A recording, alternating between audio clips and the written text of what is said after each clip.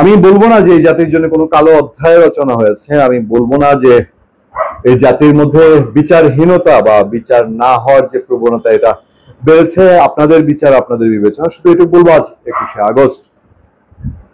21শে August বাংলাদেশের ইতিহাসে মর্মন্তুদ বেদনাদায়ক 21শে আগস্ট।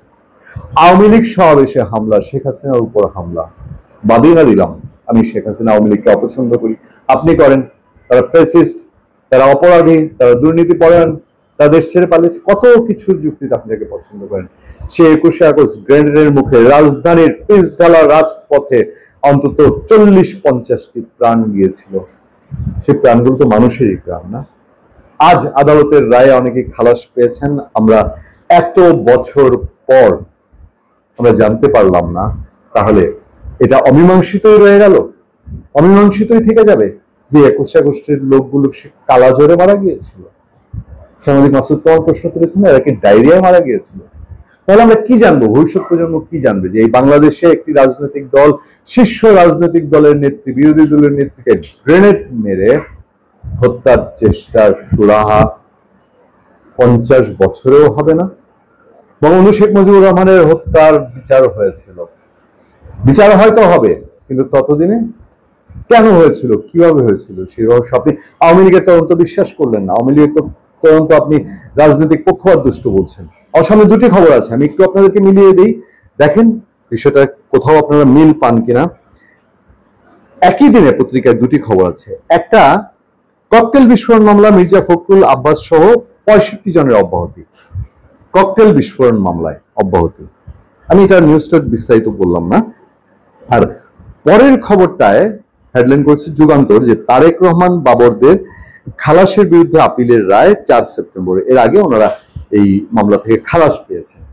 আমি বলছি না যে তারেক রহমান বা লুৎফুজ্জামান বাবর দায়ী, যেহেতু আদালতের চূড়ান্ত রায় ঝুলে আছে, সেদিকটাই যাচ্ছি না। কিন্তু আমার প্রশ্ন হলো, 21শে আগস্ট গ্রেনেড মামলায় যে এতগুলো লোক মারা গেল, এই বাংলাদেশের নাগরিক, তাদের হত্যার কোনো কোন কিনারা হবে না? এটা শুধু রাজনৈতিক চক্করে ঘুরপাক খাবে?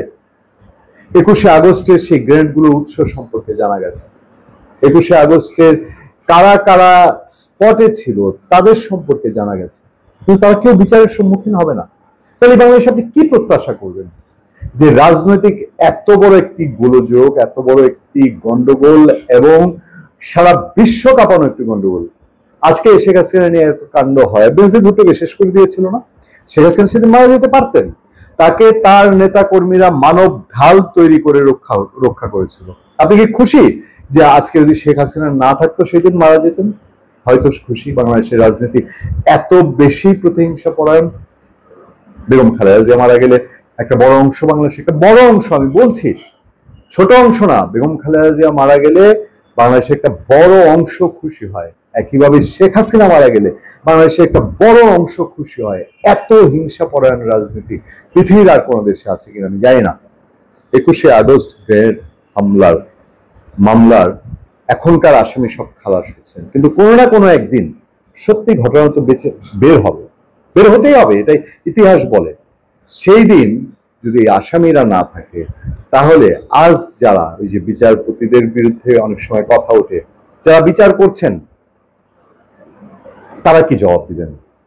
বা যারা বিচার নিয়ন্ত্রণ করছেন তারা কি জবাব দিবেন? আমি আনন্দবাজারের একটি খবর দেখছিলাম, তারা নিউজ পেপারে ছেপেছে, সেখানে তারা বলছে যে তারেক রহমানকে বাঁচানোর জন্য কোর্টে প্রশাসন, আনন্দবাজার দাবি করছে। ঠিক আছে, এটা তো এখনকার রাজনীতির যদি আমরা বিচার করি যে আওয়ামী লীগ সময় আওয়ামী লীগ তার মতো করে মামলা পরিচালনা করেছে, তারেক রহমান তো দেশের বাইরে।